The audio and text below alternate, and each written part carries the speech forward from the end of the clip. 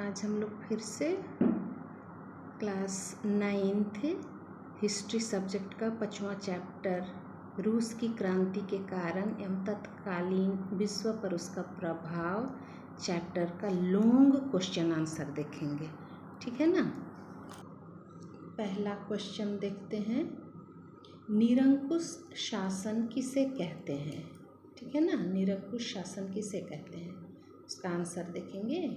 रूस में क्रांति के पूर्व, रूसी क्रांति जो 1917 में हुई थी ना, तो रूसी क्रांति के पूर्व रोमनोव वंश का शासन था। वहाँ पर राजा लोग रोमनोव वंश के थे रूसी क्रांति के पहले। ठीक है ना।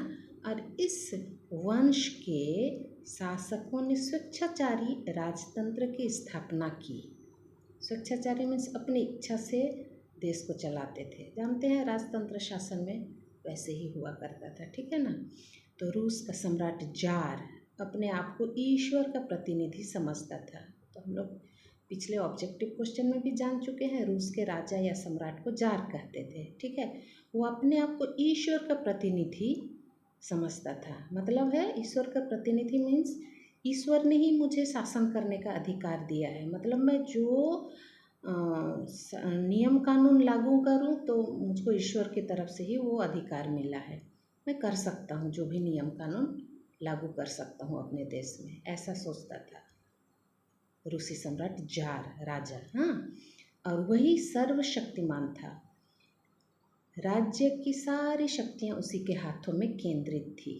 जैसे आजकल के शासन प्रशासन में देखते हैं, प्रधानमंत्री राष्ट्रपति होता है, प्रधान देश का संचालन करता है, लेकिन उसके अंडर में बहुत सारे मंत्रिमंडल के नेता लोग होते हैं। ठीक है ना।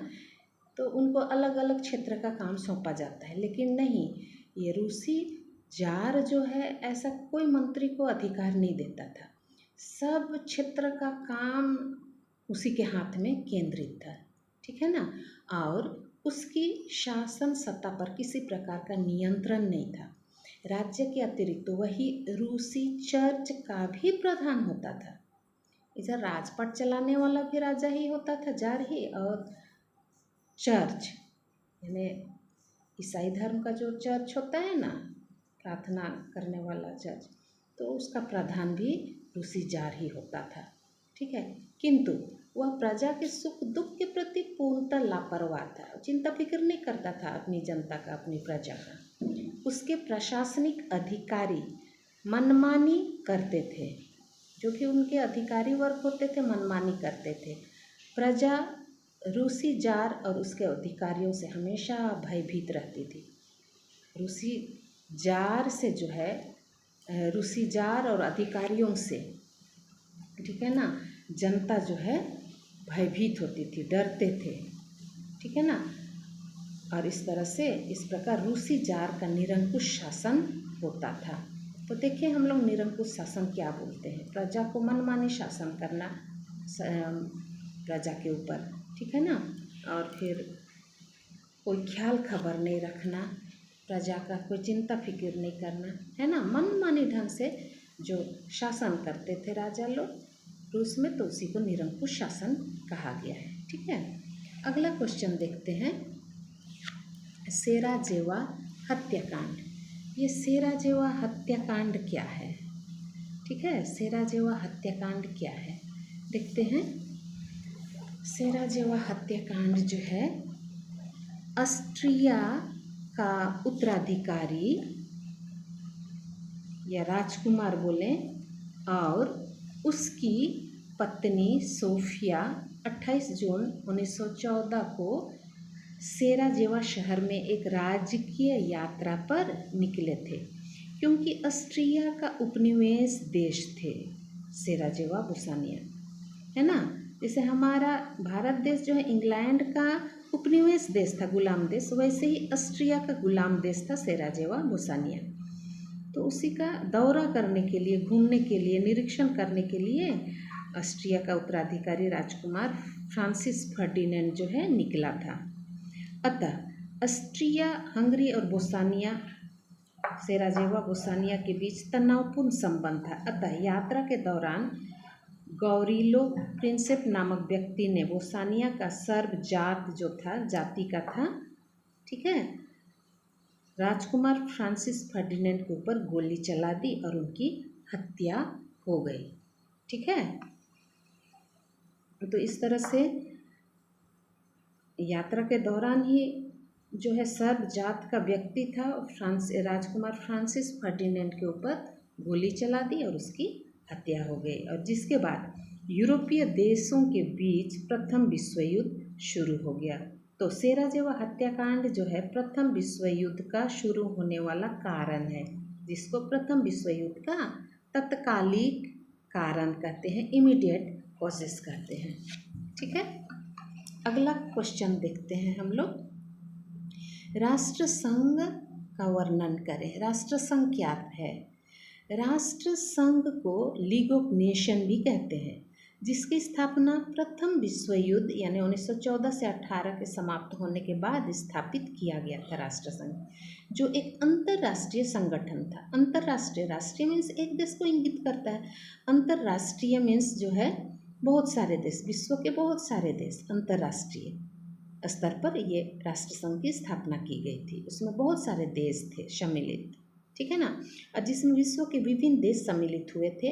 इसका राष्ट्रसंघ का मुख्य उद्देश्य था अंतर्राष्ट्रीय शांति और सुरक्षा को बढ़ावा देना था, और विभिन्न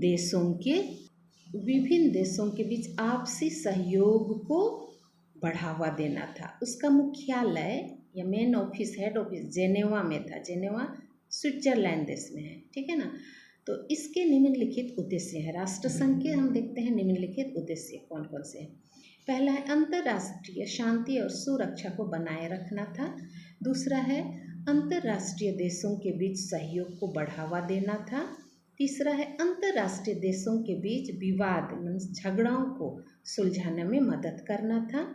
चौथा है सामाजिक और आर्थिक समस्याओं के समाधान के लिए काम करना था। ठीक है, तो राष्ट्रसंघ का उद्देश्य एकदम अनुकरणीय था, किंतु देशों के बीच आपसी मतभेद विचार न मिलने के कारण राष्ट्रसंघ क्या हो गया, असफल हुआ और द्वितीय विश्व युद्ध होने के लिए अवसर दिया गया।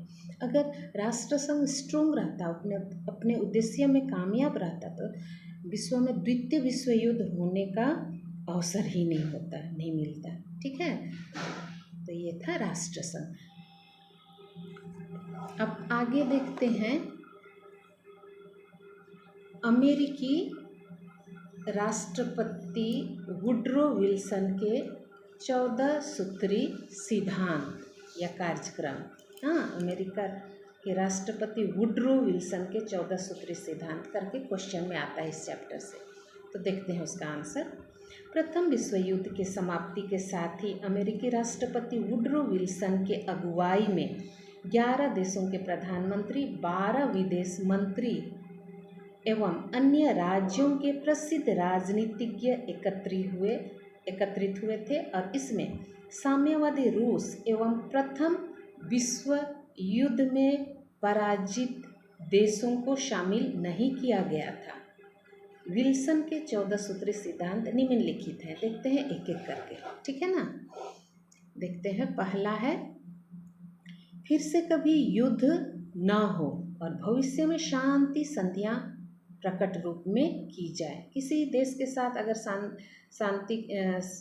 शांति या संधि कर रहे हैं तो उसको सब देशों को जनाना था, ठीक है ना। अगला है शांति तथा युद्ध दोनों के समय समुद्र तट सब के लिए स्वतंत्र रूप से खुला रहे। सब देशों के लिए जो है समुद्र तट खुला रहे, ठीक है ना।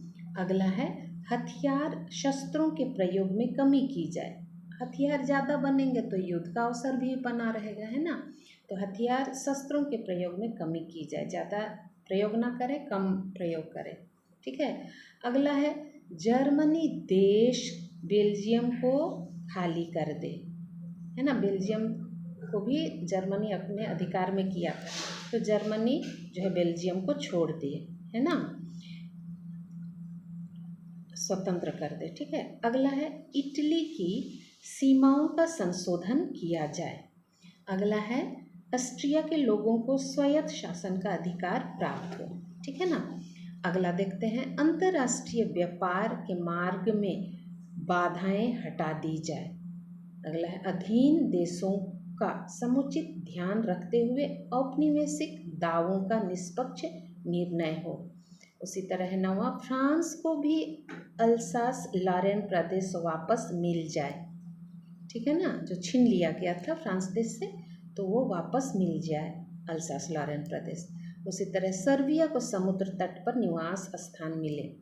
अगला है, स्वतंत्र पोलैंड का निर्माण हो, जो जर्मनी के अंडर में था पोलैंड। ठीक है, और उसे भी समुद्र तट तक पहुंचने की सुविधा दी जाए। अगला है, केंद्रीय राष्ट्र रूस की भूमि छोड़ दे और रूस को विकास के लिए अवसर मिले। ठीक है ना।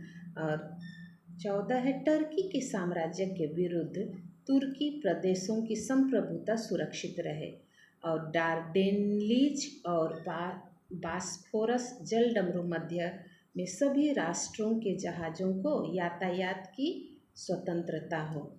और 14 है, छोटे बड़े सभी राष्ट्रों को समान रूप से राजनीतिक स्वतंत्रता मिले एवं राष्ट्र संघ की स्थापना की जाए। तो ये है 14 बातें जो थी, सिद्धांत जो थी अमेरिका के राष्ट्रपति वुडरो विल्सन के द्वारा चलाया गया था। ठीक है, तो ये चैप्टर का ये लॉन्ग क्वेश्चन में अक्सर ही विल्सन के 14 सूत्री कार्यक्रम पूछा जाता है, तो याद कर लेना होगा। ठीक है ना। तो इस तरह से ये चैप्टर का short objective question, long question सब कंप्लीट हो गया है। सेकेंड सेमेस्टर के लिए पढ़ना होगा। हाँ।